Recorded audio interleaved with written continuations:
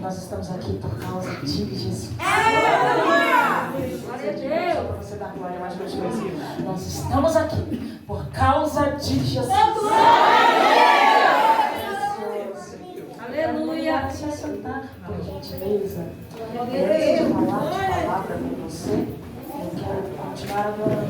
Só mais um pouco, Chico. Você está disposto?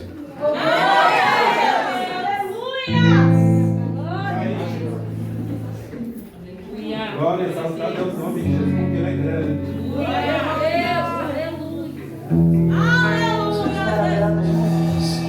Quero louvar a Deus pela vida dos pastores, dos líderes dessa casa, assim como pela vida da Dani, por esse convite. Como é precioso estarmos juntos. Como é precioso comungar hoje aqui. A propósito. Eu queria pedir só um pouco mais de auxílio neste microfone. Estou um tanto afônica, me perdoe por isso. Mas vai dar tudo certo. Nome grande. Oh Deus, oh Deus. Esconda-me em ti. Esconda-me em ti. Nas asas do teu amor. maravilhoso Deus. Esconda-me em ti. Esconda-me em ti. Nas asas do teu amor.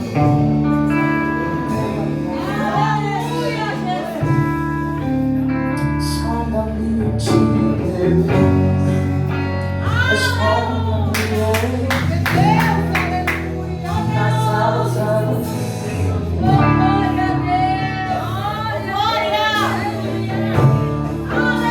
Esconda-me em ti. Esconda-me nas asas do teu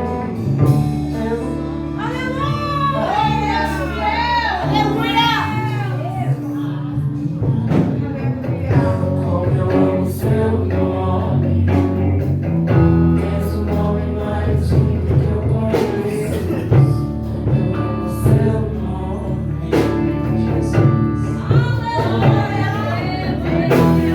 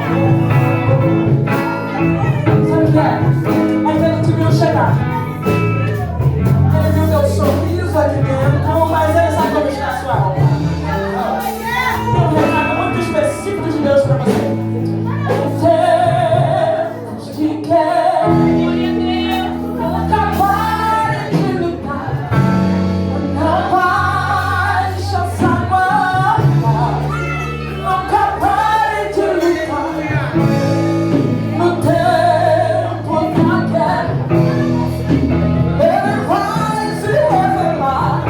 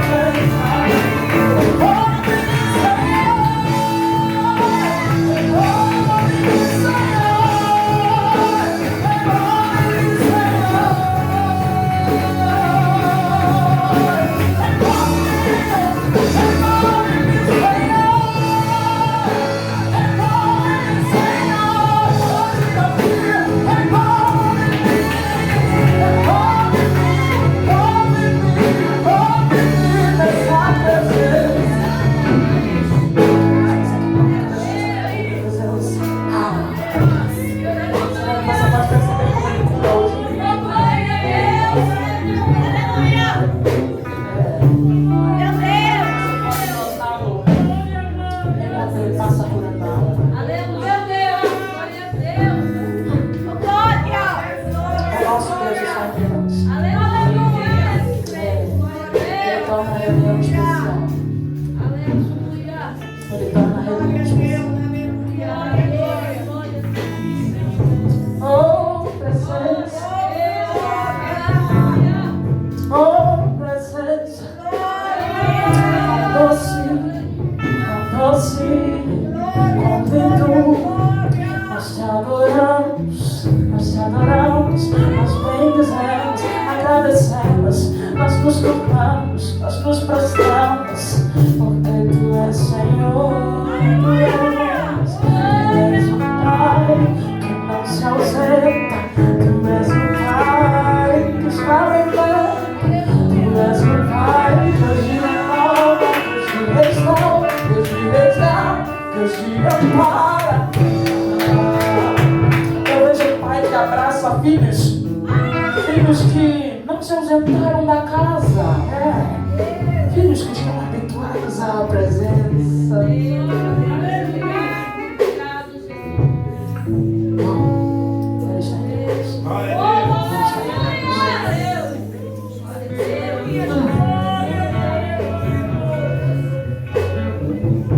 Convidar a se assentar.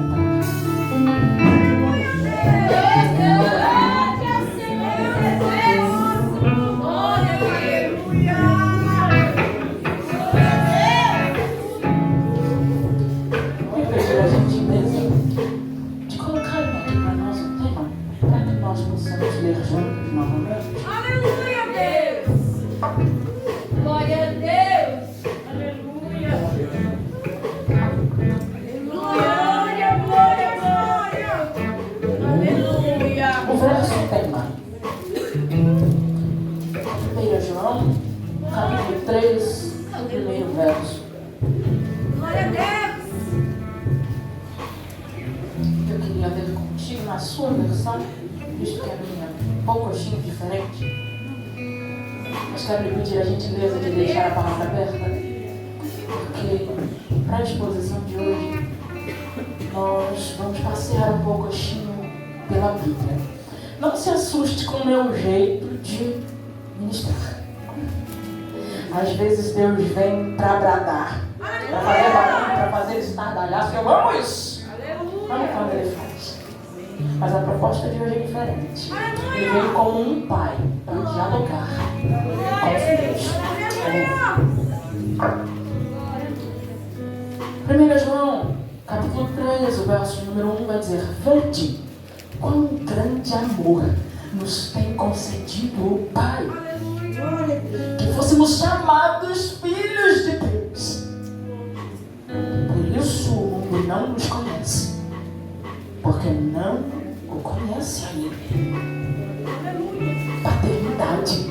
Aleluia! Que é isso? Aleluia! É isso mesmo! Paternidade de Deus. Que coisa preciosa. Sabe, seria um desperdício falar apenas de paternidade sem falar também de filiação. São coisas vinculadas e nós precisamos entender esses dois conceitos de uma forma muito breve, mas muito coesa nessa noite. O conceito de paternidade está relacionado ao gerar e também formar alguém. Mas o conceito de filiação é um pouco diferente. O conceito de filiação está relacionado ao reconhecer a parentalidade de alguém. Você entende isso? Paternidade. Gerar ou formar também alguém. Só que filiação está relacionado a reconhecer a paternidade, a reconhecer, a entender, a aceitar a parentalidade. São coisas distintas. Observe que, tomando um exemplo do nosso meio, com todo respeito, se dissessem que o evangelista é o meu pai, eu, de pronto modo, aceitaria a informação? Me conte. Eu preciso pelo menos de uma prova documental para aceitar isso. O que é feito geralmente? Um exame, um teste de DNA, enfim, um registro. Algo que o vincule a mim. Como aceitar uma paternidade assim? Mas para que ele de fato seja reconhecido como meu pai, eu preciso aceitar isso. Eu preciso ter essa sentença sobre mim. Isso é profundo. Isso é profundo. A filiação só acontece de fato quando eu entendo que tenho um pai, quando eu reconheço a figura paterna. Glória a Deus. Pois bem, nós temos toda essa documentação. Surgiu na cruz. E a cédula que era contra nós foi rasgada. Oh, o favor de Deus nos alcançou. Nós temos um pai. Você tem pai. Deixa eu dizer de modo diferente, de um jeito um pouco mais profundo. É tão simples, mas é muito profundo. Você não é órfão. Ah, você tem origem. Ele te projetou. Ele te gerou. Ele te formou. Isso é tão intenso. Veja bem, lá no livro do Gênesis, a Bíblia vai dizer que Deus formou o homem. Deus formou. Observe que logo no início do livro, quando nós vemos, quando a gente começa a ler e discorrer desde o primeiro capítulo, nós vamos ver Deus criando as coisas. Eu sei que você é atento a estes detalhes. Nós vemos Deus criando todas as coisas. Mas o homem, o texto vai dizer que ele forma. São coisas distintas? Sim, são coisas distintas. Por que não utilizar o mesmo verbo, criar, para aludir ao homem? O texto, no original, no início criou Deus, criou. Ele cria coisas, mas ele forma o homem. Por quê? Por quê? Simples. O fato de Deus criar algo o torna um criador. Mas o fato de Deus formar o homem o torna um pai. Eu vou dizer de novo. O fato de Deus criar as coisas, criar, projetar coisas, gerar coisas, dar a existência pela palavra a coisas, o faz um criador. Mas o fato de formar o homem o torna um pai. O que Deus deseja de nós não é nada mais, nada menos do que relacionamento. Relacionamento. Há quem diga categoricamente, e eu respeito todas as formas de expressão, eu respeito, mas há quem diga que nós fomos criados para adoração. Mas me deixe lhe dizer algo. Quando Deus criou o homem, ele já era adorado. Deus criou o homem para o relacionamento. Não faltava adoração ao Senhor. Deus criou o homem com um propósito um tanto mais profundo do que só receber algo do homem, do que só receber adoração. Relacionamento é algo muito mais intenso do que a gente pode imaginar. Então entenda, o propósito da formação do homem é o relacionamento. Sabe que nesse contexto de igreja, nesse contexto de templo, a gente precisa entender uma coisa, e é que o trabalho que nós exercemos no reino, ele não sobrepuja em importância, ele não excede em importância ao relacionamento. Todo trabalho no templo, todo trabalho no reino precisa ser fruto de revelação. E revelação só acontece através de relacionamento. Glória a Deus. É intenso demais. Aleluia. Deus não deseja de nós ativismo. Ele quer intimidade. Oh, Deus dos céus. Será que você pode perceber como ele veio hoje como pai para conversar conosco? Para trazer conselhos. Olha, tem uma coisa muito intensa para compartilhar com você. Há quem confunda presença com intimidade, sabe? E você precisa sair daqui hoje entendendo isso, que são coisas muito diferentes. Presença e intimidade. Eu quero exemplificar isso. Eu preciso que você chegue comigo a esse entendimento. Veja só. Se eu tocar a senhora, eu te toquei. A senhora está sentindo a minha mão. A senhora sabe que há alguém por perto. A senhora foi tocada. Vai, isso é relacionamento tátil. Eu estou aqui. Eu fiz a minha presença manifesta à senhora. Mas eu não me ligo sem o Senhor. Eu não tenho intimidade ainda. Eu não me conheço. Não me conheço por dentro. Sequer conheço teu nome. Presença. Presença é precioso demais. Mas intimidade é algo distinto. A intimidade é algo muito diferente. Você precisa entender isso agora, não só por alegoria. Vamos para a palavra. O que é que acontece com o pródigo? Inclusive, qual é o significado dessa palavra? Pródigo é aquele que gasta em excesso. Ele pede lá o pai os recursos, resolve sair e começa a gastar tudo que tem dissolutamente, vivendo dissolutamente. E ele está vivendo uma realidade lá do outro lado. Enquanto isso, tem alguém na casa. Tem alguém que desfruta a presença do pai. Tem alguém que vê o pai. Sim, tem contato visual com o pai. Tem alguém que até ouve a voz do pai, que conhece o timbre do pai, mas que não é íntimo.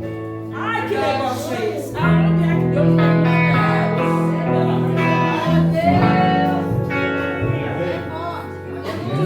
Você consegue entender isso?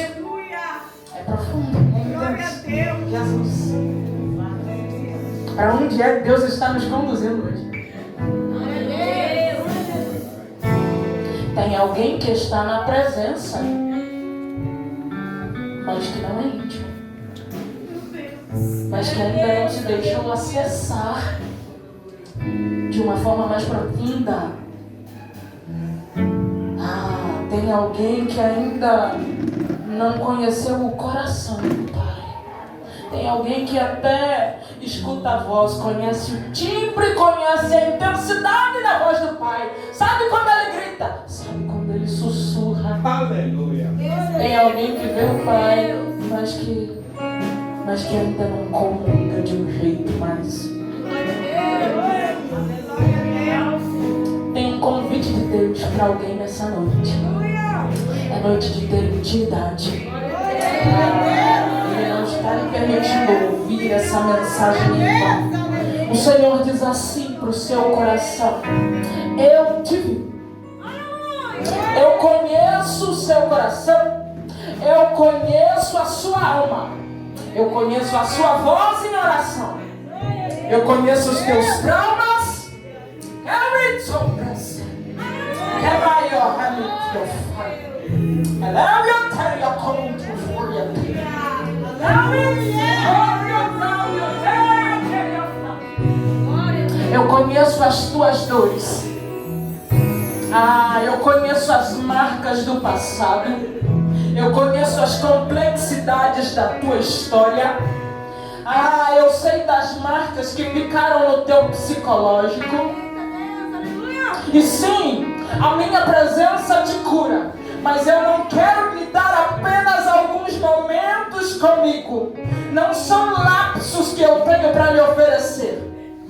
É tempo de ser gerada uma intimidade. Porque na intimidade você não mais se sentirá sozinho.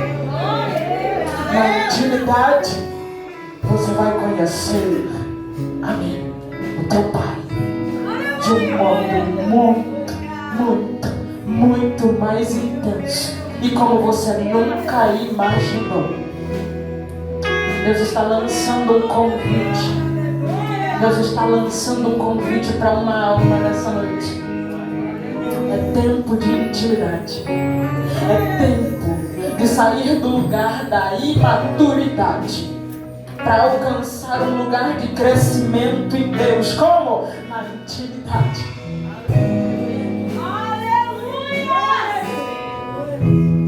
Será que você pode entender aonde é que Deus está nos levando? Eu estou dizendo que o irmão do pródigo falava com o pai e conhecia a voz do pai. Falava e também conhecia, também ouvia. Eu estou falando de gente que entra e que sai do templo. Eu estou falando com gente que conhece a palavra. E Deus está dizendo o quê? Eu sei que você conhece a palavra, mas eu quero te levar mais fundo. Eu quero te levar mais longe. Eu sei que você tem acessado o templo. Eu sei que você tem sido perseverante. E sou eu mesmo quem lhe sustenta vindo aqui. Mas é tempo de ir mais fundo. É tempo de ter algumas coisas no âmago, no profundo, solucionadas. Algumas coisas que, alguns momentos dentro do templo, não são capazes de resolver. Algumas coisas que apenas a intimidade pode solucionar. Deus está falando. Deus está falando conosco. Veja bem. Então, nós estávamos falando sobre esse contexto de templo. A filiação, ela não está vinculada ao trabalho que se pode fazer. Não está vinculada a algo que façamos para Ele.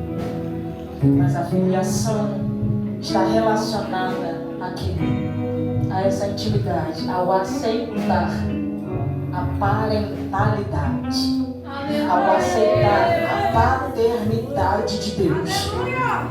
A partir do momento em que nós somos confrontados por Ele, em que nós recebemos esse choque de amor, é um choque de realidade, né? Quando Deus vem para desfazer algumas das nossas certezas e reconstruir algumas coisas de um jeito totalmente diferente. Deus faz isso. É um choque de realidade, né? Quando nós somos confrontados dessa forma, nós passamos a receber algumas revelações do Espírito. O que é que o Espírito faz? Ele diz quem nós somos. Ele diz quem nós somos em Deus. Que delícia. Que precioso. Até um detalhe. Servos têm salário. Filhos têm herança. É distinto. É distinto. Falando então de relacionamento. Porque paternidade, filiação tem tudo a ver com relacionamento. Intimidade é gerada aonde? No relacionamento. Numa busca constante. Num investimento constante. Inclusive, por falar em investimento, quanto tempo do seu dia você tem investido com Ele? Em diálogo com Ele? Hein?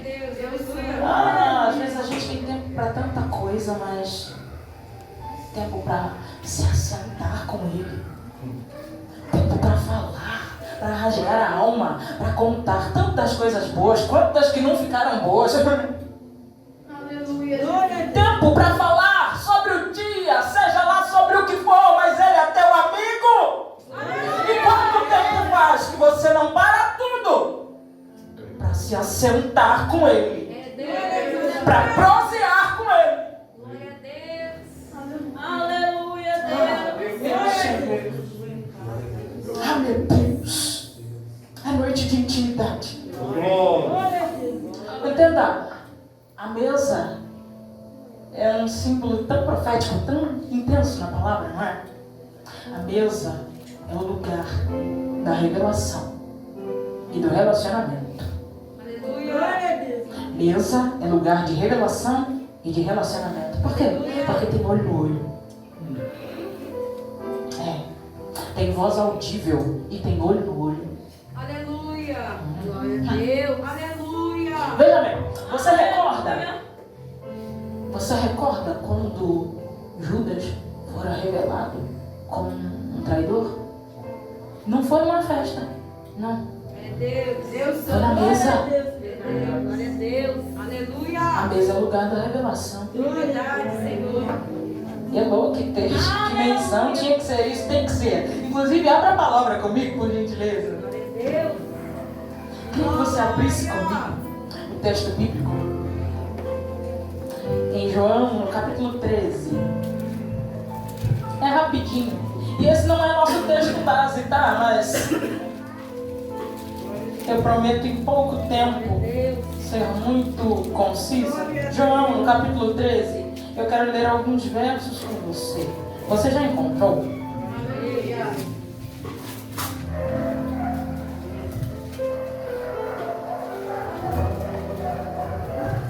Isso, João 13. O verso de número 21 vai dizer assim: tendo Jesus dito isso, turbou-se em espírito e testificou, dizendo: na verdade, eu vos digo que um de vós há de me trair. Então os discípulos olhavam uns para os outros, duvidosos sobre de quem ele falava. Ora, achava-se reclinado sobre o peito de Jesus um de seus discípulos, aquele a quem Jesus amava. Simão Pedro, portanto, acenou para ele, para perguntar quem era aquele de quem ele falava.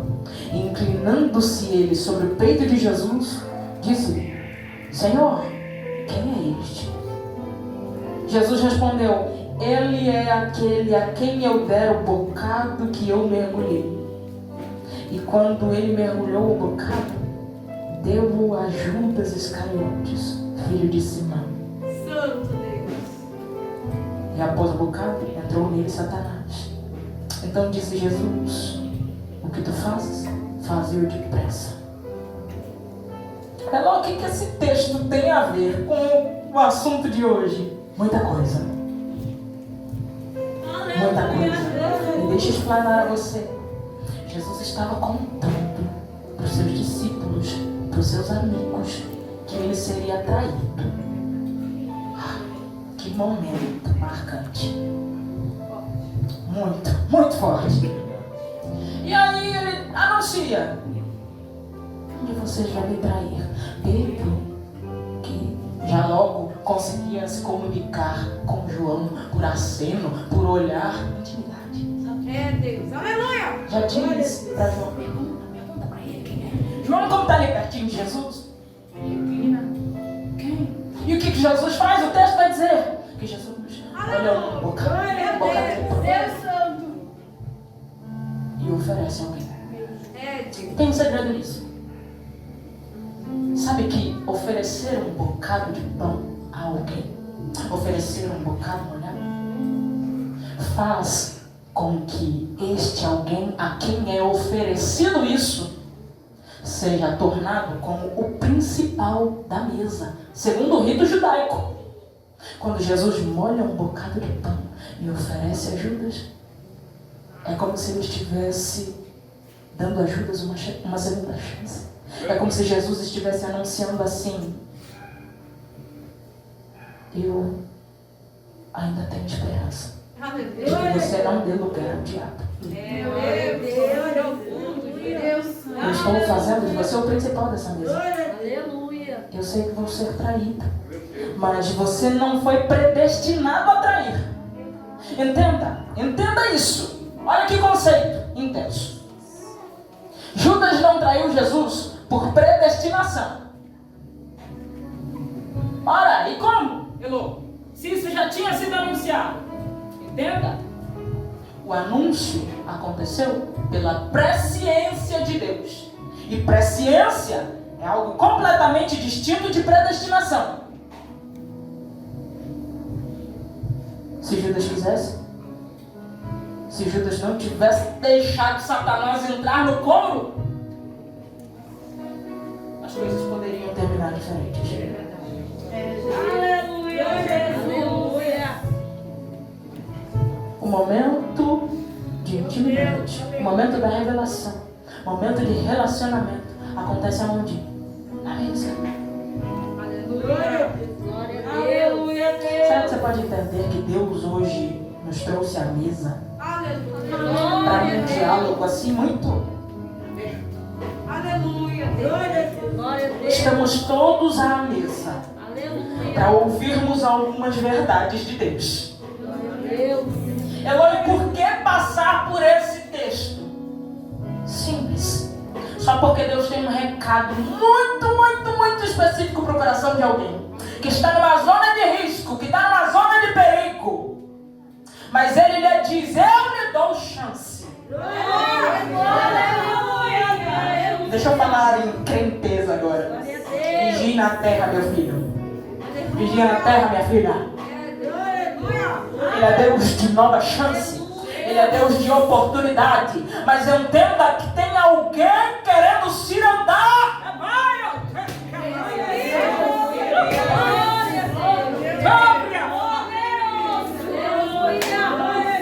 E Deus está dizendo: eu quero te dar livramento, mas você precisa estar atento. Ele nos trouxe à mesa. E Ele está entregando um bocado de pão para alguém hoje aqui. E está dizendo: a escolha é sua. O que Judas fazia, gente? Judas, ele era o tesoureiro, né, do grupo ali, dos discípulos. O texto bíblico vai dizer que Judas tinha a bolsa. João 13:26. Deixa eu não estudar, mas você pode conferir, porque tem a palavra aí aberta. Enfim, Judas tinha a bolsa. Então, o que é que acontece quando Jesus anuncia que vai ser traído? Se passam alguns minutos, os discípulos não estão entendendo muito bem o que está acontecendo, e Judas se levanta. Enquanto isso, os discípulos pensam que o que Judas vai fazer, na verdade, é comprar alguma coisa lá fora. O texto é detalhista. Vai dizer que Judas sai com a bolsa. Jesus não tirou a bolsa de Judas ao anunciar a traição.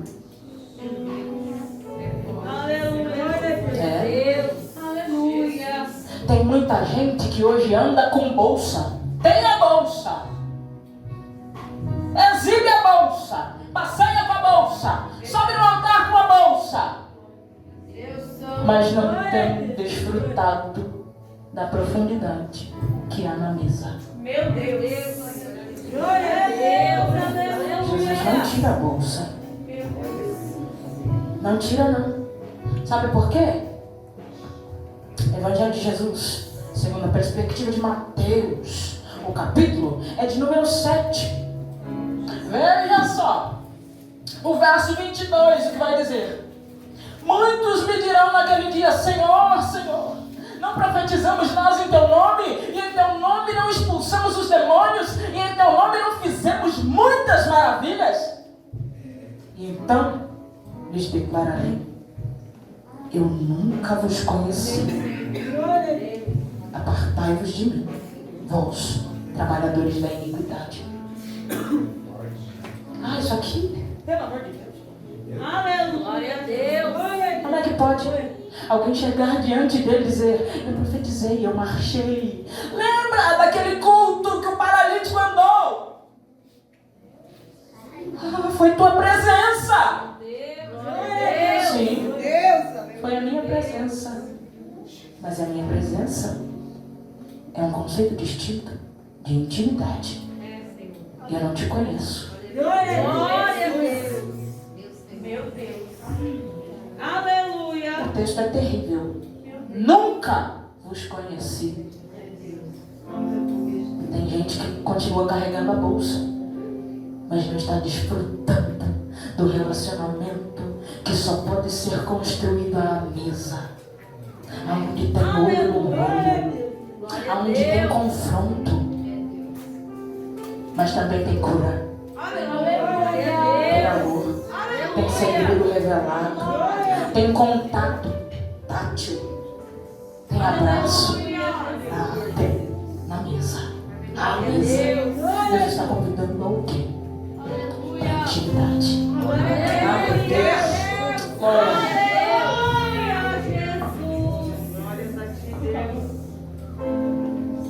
Glória a Deus.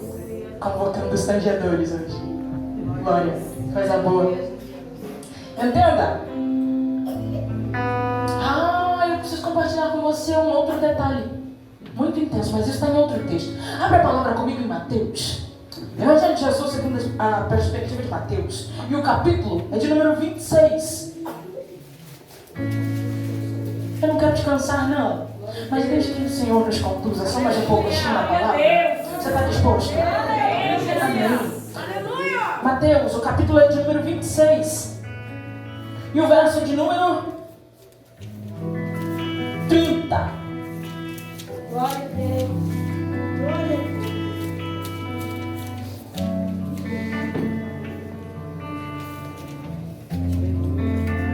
Você precisa compreender que esse contexto aqui é exatamente o mesmo do que havia ocorrido lá, no outro texto em que nós lemos. Jesus havia anunciado, e isso fica claro no verso 24, verso 25 também. Jesus havia anunciado que seria traído. E aí teve aquele alvoroço, e dali a pouco, verso 30 vai dizer assim: e tendo cantado um hino, eles saíram para o Monte das Oliveiras. Tem segredo nisso aqui. Sabe o que é? É que as dores da vida não podem e não devem nos impedir de cantar um hino. Eu poderia ter passado direto por esse texto, mas eu lembrei desse texto. Eu preciso avisar algo de Deus para alguém. Não deixe de cantar um hino. Talvez você esteja vivendo dias maus. Talvez você esteja vivendo dias de dor. Talvez os teus dias estejam te marcando de uma forma tão depreciativa, te trazendo até uma certa desesperança. Tempos difíceis. O dia mau chega para todo mundo, eu sei. Mas não deixe de cantar um hino. Jesus havia anunciado que seria traído. Estava caminhando para onde? Para a cruz. Mas não deixou de cantar um hino. Canta um hino. Canta um hino. Canta um hino no tempo da dor. Oh. Meu Deus do céu. Um hino no tempo da dor. Deus está falando com alguém de um jeito absurdamente simples, mas Ele está falando com um diálogo inteiro. Jesus, que é isso? Então entenda que alguns assuntos só vão ser compreendidos, só vão ser destrinchados, só vão ser revelados na mesa. Aleluia, Deus. Glória a Deus. E só pode entender os segredos que são revelados à mesa alguém que viveu um verdadeiro arrependimento. Você concorda comigo? Aleluia, Deus. É muito intenso isso. Alguém que viveu um verdadeiro arrependimento.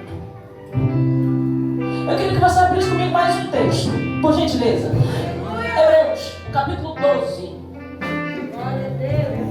Glória a Deus. Isso, se tu puderes, por gentileza, Hebreus 12. E os versos são 16 e 17.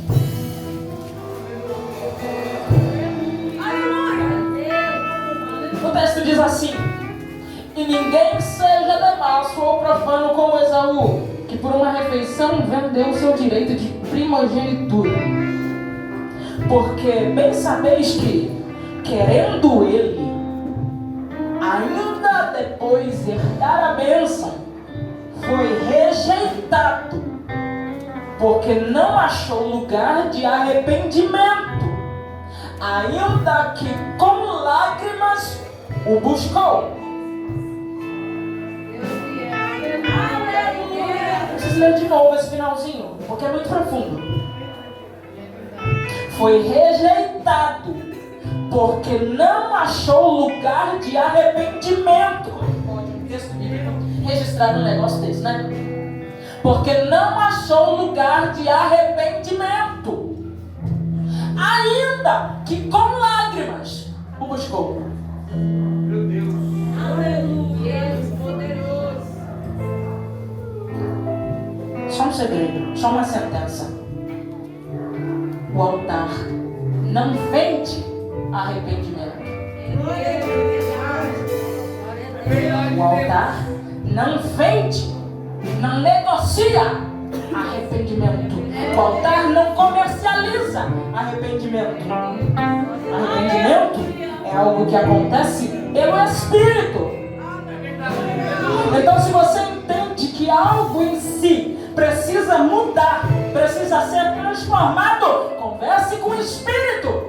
Ele te conhece e ele vai te ajudar nisso. Remorso é algo absolutamente diferente de arrependimento. Irmão, para quem passar por esse assunto, simples, é uma noite de cura, é uma noite de restauração. Deixa ele falar. Deixa ele falar do jeito dele, como ele quer. Deixa, noite de tratamento. Deixa.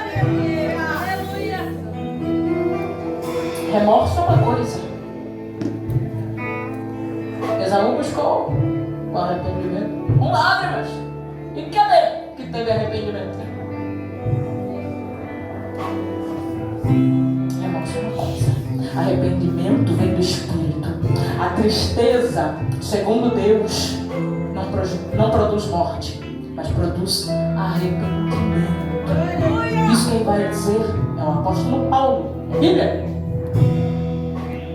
Então, a mesa é o lugar para os arrependidos. Então você está falando tudo isso para chegar aonde?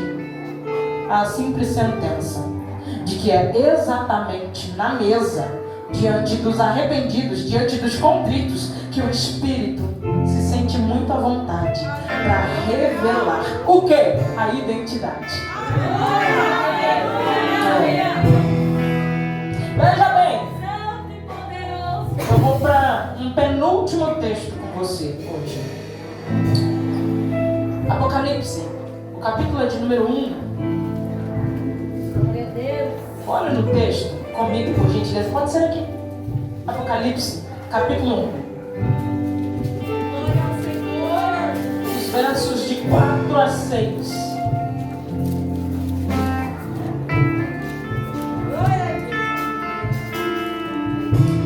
João, as 7 igrejas que estão na Ásia, graça e paz seja convosco da parte daquele que é, e que era, e que há de vir, e da dos 7 Espíritos que estão diante do seu trono, e da parte de Jesus Cristo, que é a fiel testemunha, o primogênito dentre os mortos, e o príncipe dos reis da terra, aquele que nos amou, e em seu sangue nos lavou dos nossos pecados, e nos fez reis e sacerdotes para Deus e seu Pai. A Ele glória e poder para todos sempre.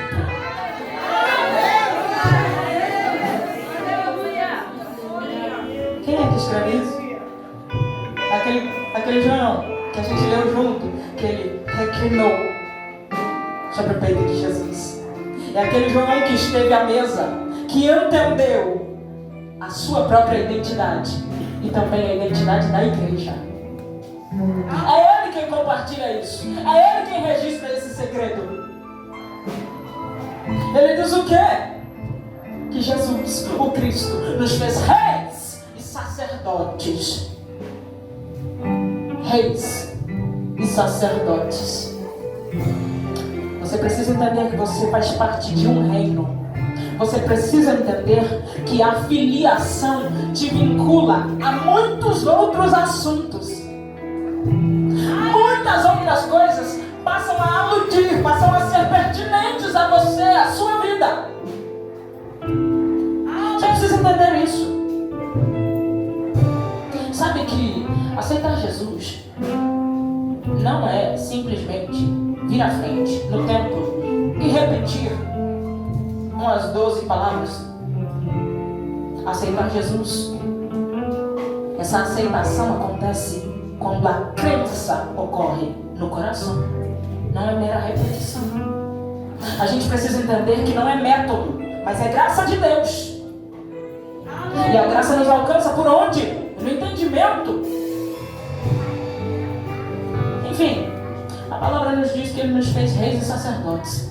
Mas tem um verso lá em Romanos, no capítulo de número 5, verso 17. Romanos 5, 17, eu queria ler isso com você. Aleluia. Vai estar por aqui também. Bora. Glória a Deus. Você está cansado? Bora. Glória a Jesus. Aleluia a Deus. Aleluia. Não quero me cansar não, mas tem alguns segredos de Deus ainda para compartilhar com você.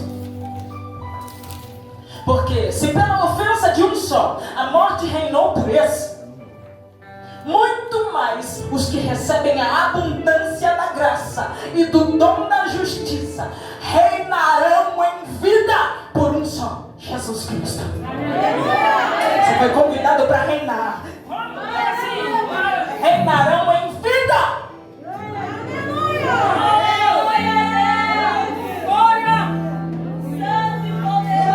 Para reinar em vida.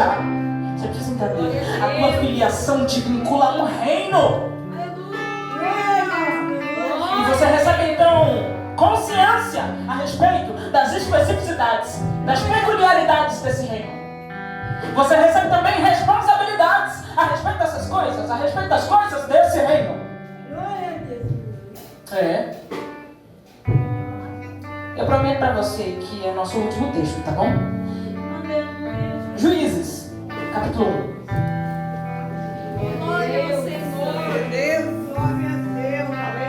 Juízes, o capítulo é de número 1.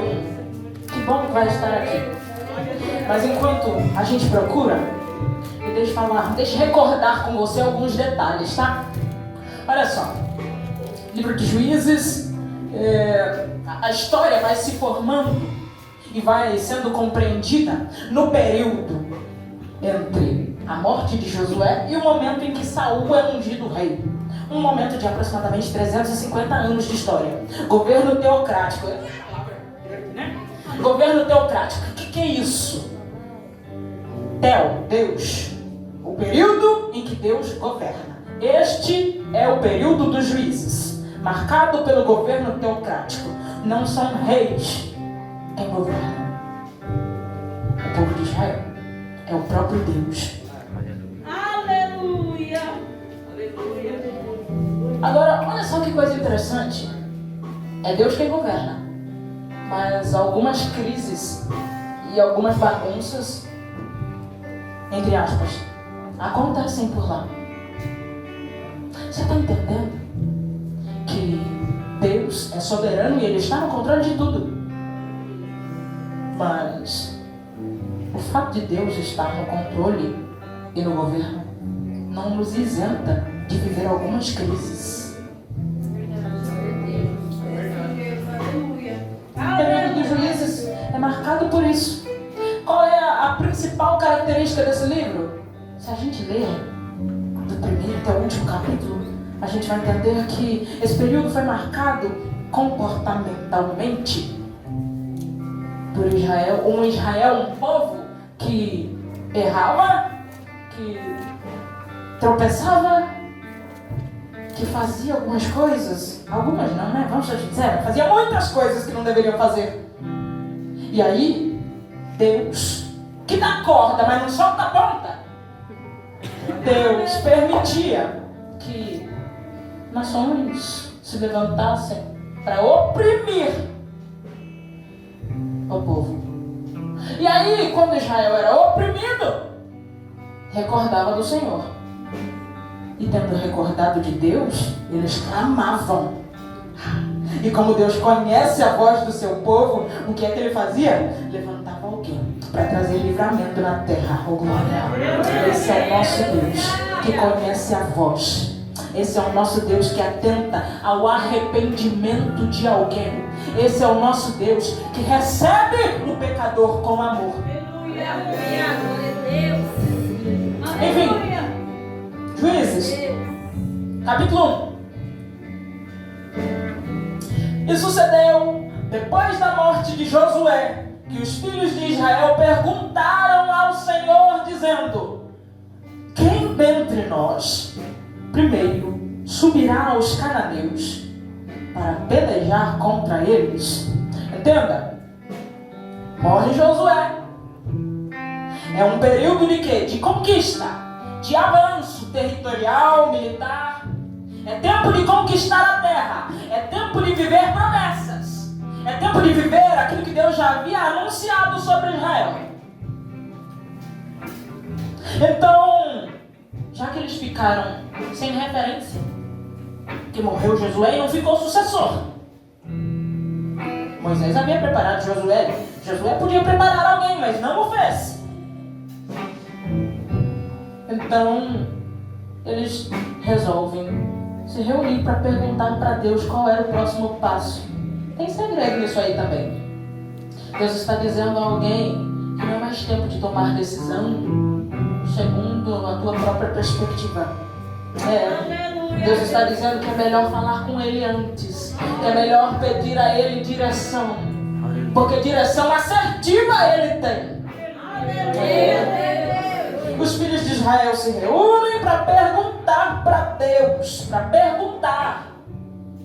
Não é para chegar sugerindo, não. É para perguntar. A resposta vem dele. Ele tem resposta para tudo. Ele tem. Ele tem. Quem dentre nós primeiro subirá aos cananeus para pelejar contra eles? Próximo verso, por gentileza. E disse o Senhor: Judá subirá. Eis que entreguei esta terra na sua mão. Então disse Judá a Simeão, seu irmão: sobe comigo à minha herança e pelejemos contra os cananeus, e também eu contigo subirei à tua herança. E Simeão partiu com ele. Olha que coisa intensa. Tribo de Judá pedindo auxílio à tribo de Simeão. Conceito de reino. Porque só pode oferecer auxílio, prestar auxílio e também ser auxiliado quem de fato tem comunhão. A gente precisa entender isso. A gente precisa entender que comunhão não pode ser apenas um conceito lindo que é falado, mas utópico. União precisa ser verdade em nós. Próximo verso vai dizer: e subiu Judá, e o Senhor lhe entregou na sua mão os cananeus e os perizeus, e feriram deles em Bezeque a 10.000 homens. Quantidade muito significativa. Próximo verso. E acharam Adoni-Bezeque em Bezeque, e pelejaram contra ele, e feriram aos cananeus e aos perizeus. Porém, Adoni-Bezeque fugiu, mas o seguiram, e o prenderam. Ou melhor, e prenderam-no e cortaram-lhe os dedos, polegares das mãos e dos pés. Último verso. Então disse Adoni-Bezeque: 70 reis, com os dedos polegares das mãos e dos pés cortados, apanhavam as migalhas debaixo da minha mesa. Assim como eu fiz, assim Deus me pagou. E levaram-no a Jerusalém. E morreu ali. Que coisa, né? Talvez você esteja se perguntando: o que que isso tem a ver? Muita coisa. O que isso tem a ver com a noite de hoje, com o assunto que está sendo discorrido? Muita coisa. Eu prometo encerrar em pouco tempo, tá bom? Fica tranquilo. Em nome de Jesus. Você está bem aí? Olha, só mais um dedinho de prosa, só mais um dedinho de palavra. Veja só. Eles subiram para pelejar contra os cananeus e encontraram quem? Quem era esse tal de Adoni-Bezeque? O rei dos cananeus. Esse homem tinha um comportamento muito hostil, muito incomum no que tange à prática da guerra. Porque os reis, quando pelejavam contra outros reinos, geralmente levavam cativos os reis que fossem subjugados. Mas usar de tamanha crueldade, decepando, exterminando, cortando os polegares das mãos e dos pés. Você precisa entender nessa noite que esse tal de Adoni-Bezeque, ele tipifica Satanás. Por que, Elô? Simples. Vamos contextualizar isso aqui. No polegar está uma forma de identidade. Você há de concordar, né? Eu não estou falando de lá da época, não. Eu estou contextualizando isso hoje. Biometria é uma coisa muito atual. A palavra é atual, é para hoje, é agora.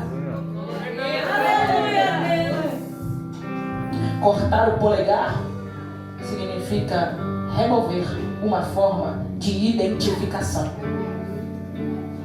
Adoni-Bezeque tipifica Satanás, que quer fazer com que nós percamos a noção de quem nós somos nele e de quem ele é em nós. Identidade. Ora, cortando os polegares dos reis, esse homem também impedia que em algum outro dia na história estes reis voltassem a empunhar uma espada.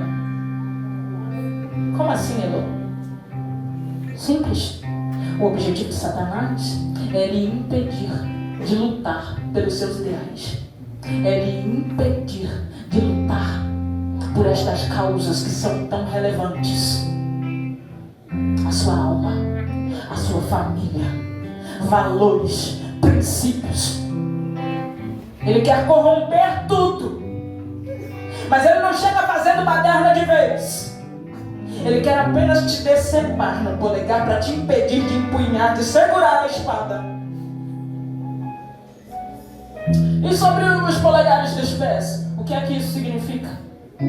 Significa remover a habilidade de equilibrar-se.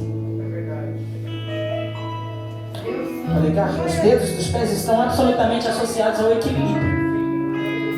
É muito complexo alguém caminhar ou andar tendo dedos dos pés decepados.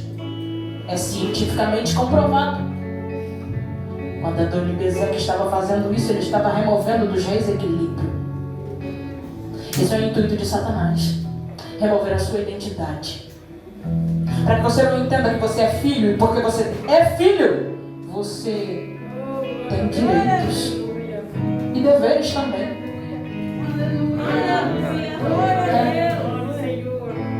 Esse é o objetivo de Satanás. Remover a sua identidade e fazer perder-se em si. Perder-se lá fora, nem sempre.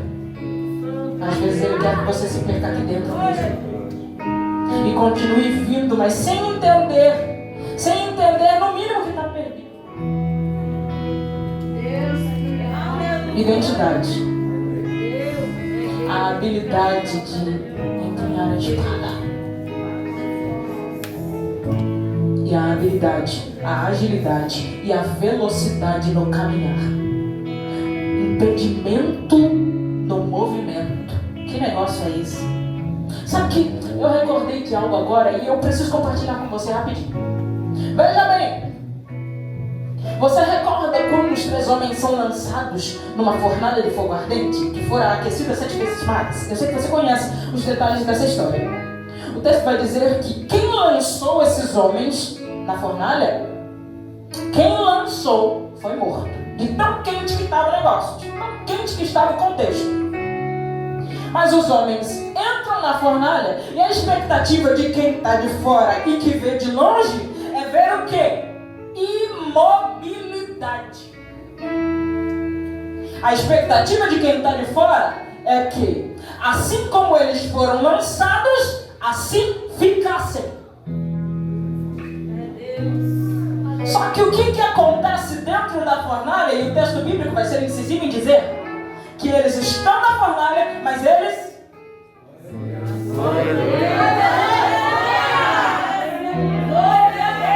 se movimentam. Mobilidade. Ora, eles se movimentam a sós, não. Havia um quarto homem que, para quem estava de fora e não conhecia nada do assunto, ele era semelhante ao filho. Você precisa entender isso aqui. Que em alguns contextos, em alguns períodos da história, mobilidade, movimento é sinal de vida. Deus está falando conosco nessa noite.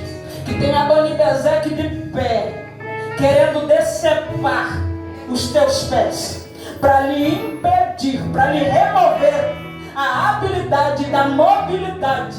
Mas o Senhor está dizendo: eu te restauro. Eu paro nessa noite, Adoni-Bezek, porque você vai caminhar, você vai prosseguir, você vai continuar, você não vai parar. Eu vou te dar velocidade, eu vou te dar agilidade, eu vou te dar habilidade. Os teus pés vão trilhar as veredas que eu estabeleci. Os teus pés vão atingir caminhos muito mais extensos do que você imaginou que poderia chegar. Você vai chegar.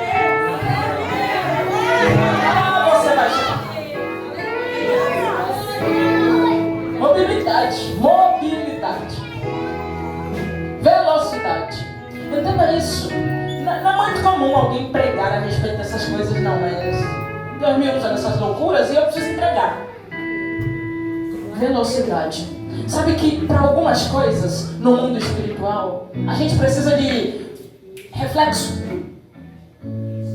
Ora, se alguém nos lança um objeto, a gente só consegue escapar de algumas situações por reflexo. Que coisa!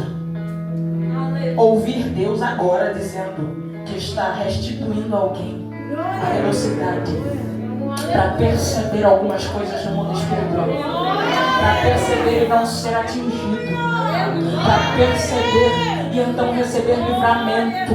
É necessário ter essa percepção, é necessário ter esse discernimento, é necessário enxergar com velocidade, ver de longe. Deus está parando o inimigo que quer deturpar a tua identidade, que quer lhe impedir de lutar, que quer lhe impedir de se movimentar. Você é filho, você é livre e você vai viver tudo quanto Deus projetou para a sua vida.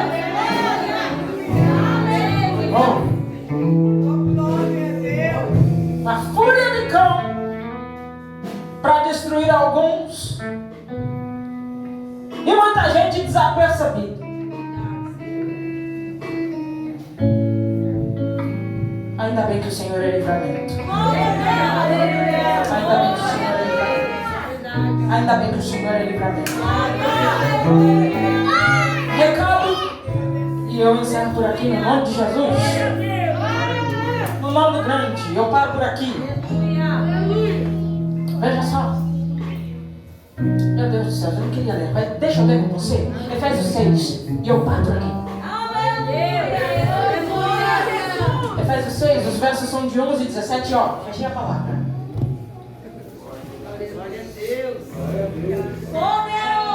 Efésios 6, 11. Eu paro por aqui. Você é filho. nos constituiu reis e sacerdotes. Reis e sacerdotes. E Ele está dando livramento a estes reis nessa noite. Você não vai terminar debaixo da mesa de Adonibezeque. Não vai. Porque o Senhor hoje extermina estes demônios. O texto diz: revestivos de toda a armadura de Deus. Quem se reveste para algo, certo? Não tem essa de se revestir para nada. Ficar revestido parado. Tem propósito. Revestivos, pois, de toda a armadura de Deus. Para quê? Para que possais estar firmes contra as astutas ciladas do diabo. Porque não temos que lutar contra a carne e o sangue, mas sim contra os principados, contra as potestades, contra os príncipes das trevas deste século, contra as hostes espirituais da maldade nos lugares celestiais. Portanto, tomai toda a armadura de Deus, para que possais resistir no dia mau, e havendo feito tudo, ficar firmes. Olha esse verso. Glória a Deus. Glória a Deus. Tomai toda a armadura de Deus. A armadura é uma só, mas ela tem os seus componentes. A responsabilidade de tomar essa armadura de quem é? É nossa. O texto podia dizer: Deus vos revestirá. Não, o texto diz: revesti-vos. A responsabilidade é sua. A armadura está disponível. Vai lá e toma. Tomai toda a armadura de Deus, para que possais resistir no dia mau. Outra coisa, olha que detalhe: resistir no dia mau. O texto não diz resistir o dia mau, porque quem resiste o dia mau está tentando se esquivar dele. Resistir o dia mau.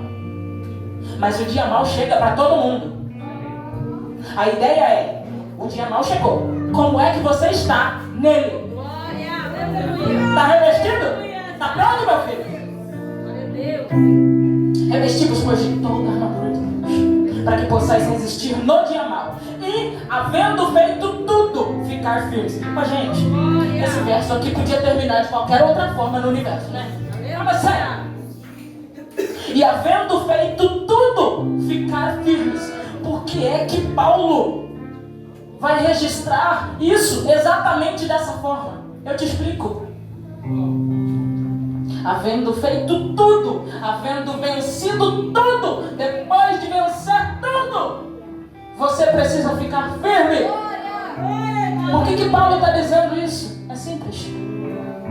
Porque ele reconhece que é possível que alguém, depois de ter vencido duras batalhas na vida, depois de ter vencido desafios complexos, difíceis, coisas penosas, coisas que custaram suor, que geraram feridas, Paulo reconhece que alguém, depois de ter vencido tudo isso, se sinta tão cansado, tão exausto, tão enfadado, a ponto de querer desanimar. É por isso que ele está dizendo: se revista, para que depois de tudo, depois de ter vencido tudo, você ainda esteja de pé. Você está entendendo a importância do revestimento? É possível sim que depois de ter travado inúmeras batalhas e ter saído vencedor nelas, venha alguma coisa frívola, alguma coisa meio fraca, meio disfarçada, e te faça sentir um cansaço tão intenso a ponto de querer encostar um pouco, sabe? A ponto de querer duvidar um pouco, sabe? É noite de revestimento para alguém. Você precisa entender: você é filho. Ele lhe constituiu reino e sacerdócio. Mas você também precisa lutar por algumas causas desse reino. E não dá para lutar de qualquer forma. Não dá para lutar de qualquer jeito. Você precisa estar revestido. Como? Usando o capacete da salvação, tendo a espada do Espírito, tendo a couraça da justiça. E olha só que coisa: uma couraça protege as regiões vitais. Já parou para pensar nisso? Uma couraça protege as regiões vitais. Porque ser atingido em em alguns lugares é uma coisa, ser atingido numa região vital é outra. Tem que ter couraça, tem que ter um escudo de uma fé genuína, porque os dardos inflamados do maligno estão passando para um lado e para o outro. Como é que você está, meu filho? Como é que você está, minha filha? Está deixando o cão encher a mente? 2 Coríntios, capítulo 10, os versos 3 e 4, ou de 3 a 5, vão dizer assim: porque as armas com as quais lutamos não são meramente humanas, mas são poderosas em Deus para destruir fortalezas. Destruímos toda a pretensão, todo o argumento que se levanta contra o conhecimento de Deus, e levamos cativo a Ele todo pensamento para torná-lo obediente a Cristo. O que é isso? É ter o capacete da salvação, é entender um conceito espiritual muito intenso de que o objetivo de Satanás é gerar uma fortaleza em você, construir fortaleza. Eu vou dizer de novo, o objetivo dos demônios é construir uma fortaleza onde? Na sua mente. Mas o texto diz que as armas com as quais nós lutamos são poderosas nele para destruir fortalezas. E quando essas fortalezas são destruídas, o que é que acontece? São destruídos todo argumento, toda pretensão, toda ideia, toda ideologia que se levanta contra o conhecimento de Deus. E então nós levamos cativo todo o pensamento. Levar cativo não é levar de bom grado. Levar de bom grado é dizer vem e alguém realmente vir de boa vontade. Levar cativo é outra coisa. E Deus está dizendo para alguém, e eu paro por aqui, fica tranquilo, mas eu entrego esse último verso. Deus está dizendo a alguém: cuidado, porque o que Satanás quer fazer na tua mente é ninho, é bagunça com a tua vida, com as tuas emoções. Mas você tem armas espirituais para destruir essas fortalezas. E quando essas fortalezas forem destruídas, você deve levar cativos os teus pensamentos a Deus, para que eles se tornem obedientes a Cristo. É a palavra de Deus, é conselho de Deus para você. É levando a sua mente cativa a Deus que a sua identidade vai ser preservada. Sabe por quê? Porque a paz de Deus, que excede todo entendimento, é ela que guarda os nossos pensamentos e os nossos sentimentos em Cristo. Preservados nele. Identidade preservada, habilidade preservada, equilíbrio preservado em Deus. Receba essa palavra nessa noite, no nome de Jesus. Deus te abençoe sobremaneira. Fica de pé.